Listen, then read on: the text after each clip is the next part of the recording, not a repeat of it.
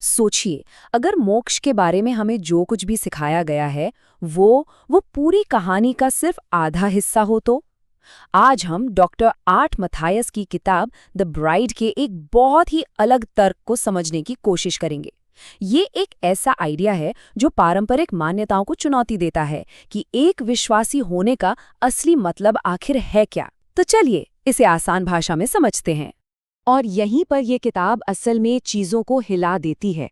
इसका दावा है कि मोक्ष अंत नहीं है, बल्कि शादी का सिर्फ एक इनविटेशन है।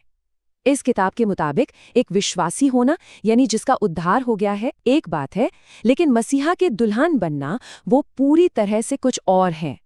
ये एक ऐसा फर्क है जिसके बारे में कहा जाता है कि इसके परिणाम हमेशा के लिए होते हैं।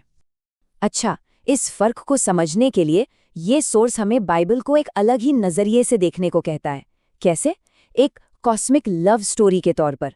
और ये सब शुरू होता है एक शादी के प्रस्ताव से। परमेश्वर, जिन्हें हिब्रू में YHVH के नाम से जाना जाता है, उनके द्वारा अपने चुने हुए लोगों के लिए। लेकिन सवाल ये है कि ये प्रस्ताव आता कहाँ से है? तो ये किताब एक बहुत बड़ा दावा करती है।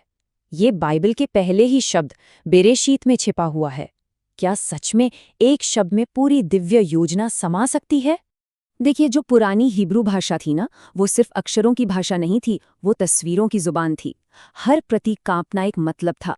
तो चलिए बेरेशीत को डिकोड करते हैं, जैसा कि इस किताब में बताया गया है। हमारे पास है बेट, जो एक घर या टेंट का प्रतीक है।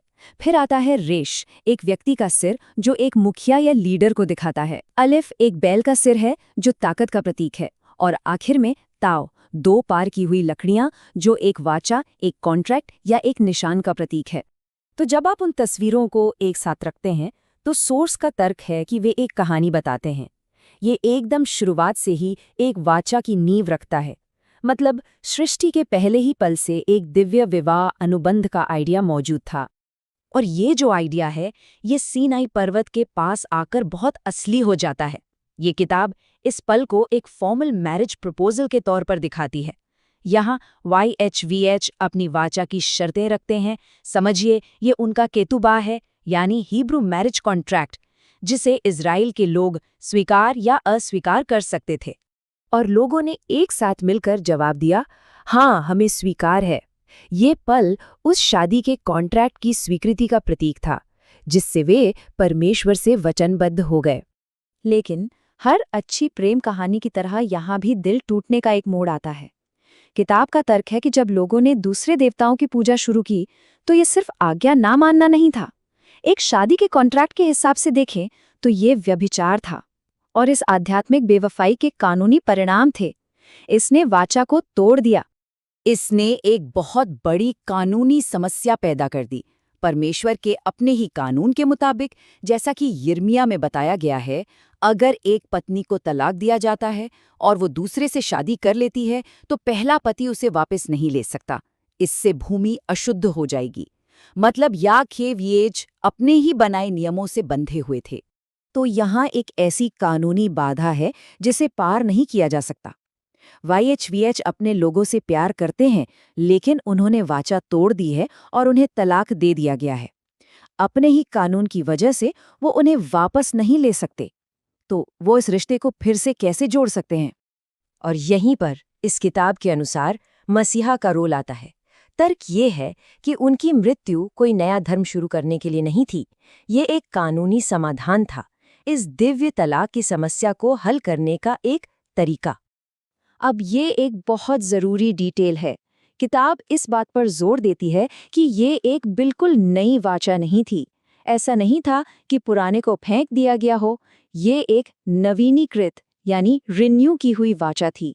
दूसरे शब्दों में, ये मूल विवाह अनुबंध को रद्द करने के बारे में नहीं था, बल्कि उसे बहाल करने और उसे और भी गहरा बनाने के बारे में था। तो मेन तर्क ये है कि यीशु के लहू ने व्यभिचार की कानूनी सजा चुका दी, जिससे तलाक का आदेश रद्द हो गया। इसने YHVH के लिए अपनी दुल्हन से कानूनी रूप से फिर से शादी करना संभव बना दिया। ये एक तरह से शादी की कसमों को रिन्यू करने जैसा था, जो सिने पर्वत की उसी वाचा पर मोहर लगा रहा था, लेकिन इस बार मसीहा के अपने लहू से। तो कानूनी समस्या हल हो गई है और दोबारा शादी का निमंत्रण भेजा जा चुका है। लेकिन अब हम किताब के सबसे अहम तर्क पर आते हैं। हर कोई जो निमंत्रण स्वीकार करता है वो दुल्हन नहीं बनता, कुछ सिर्फ मेहमान होते हैं। ये एक चॉइस है। इस बात को समझाने के लिए ये किताब 2 तिमोथियुस से एक मिसाल देती है। एक बड़े घर में सोने और चांदी के बर्तन होते हैं खास मौकों के लिए, और लकड़ी और मिट्टी के बर्तन भी होते हैं रोज के इस्तेमाल के लिए। ध्यान दीजिए, वे सभी मालिक के घर में ही हैं, सभी को बचा लिया गया है, लेकिन उनकी हैसियत और उनका मकसद बहुत अलग है। तो यहाँ देखिए ये कैसे काम करता है। इस स्लाइड पर हम दोनों रास्तों को एक साथ देख सकते हैं।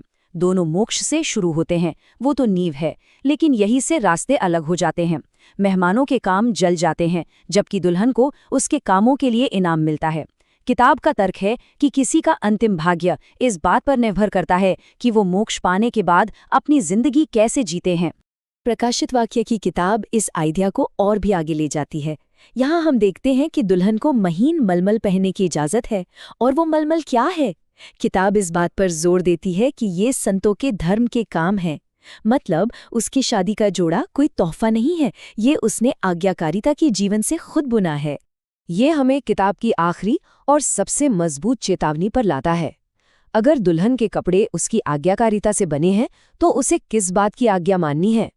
लेखक का तर्क है कि सबसे बड़ा धोखा ये मानना है कि मसीहा परमेश्वर के कानून यानी तोरा को खत्म करने आया था। ये किताब उस विचार को चुनौती देती है जिससे वो ग्रीक जीसस कहती है, एक ऐसा विचार जो तोरा को एक पुराने कठोर सिस्टम के रूप में दिखाता है, जिसे एक नए दयालु सिस्टम से बदल दिया गया। इसके बजाय ये हिब्रू यीशुआ की एक तस्वीर पेश करती है जो कानून को खत्म करने नहीं बल्कि उसे पूरा करने और उसे हमारे दिलों में लिखने के लिए आया था। तो असल बात यह है कि लेखक के लिए आज्ञा का पालन करना ही प्रेम की असली अभिव्यक्ति है। यही वो रास्ता है जो किसी को दुल्हन बनने के लिए तैयार करता है। और इसीलिए ये पूरा विश्लेषण हमें एक आखिरी लेकिन बहुत ज़रूरी सवाल पर लाकर खड़ा कर देता है।